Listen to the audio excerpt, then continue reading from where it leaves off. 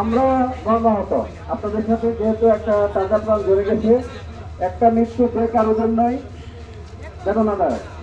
এটা সে বয়স্ক হোক, যুবক হোক, ছাত্র হোক, শিশু হোক, এটা আমরা সকলেই মর্মাহত।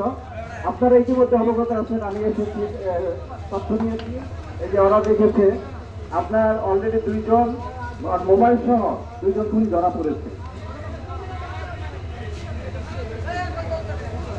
আরে ভাই বৈরমের ঘটনা বুঝতে হবে, বৈরমের ঘটনা।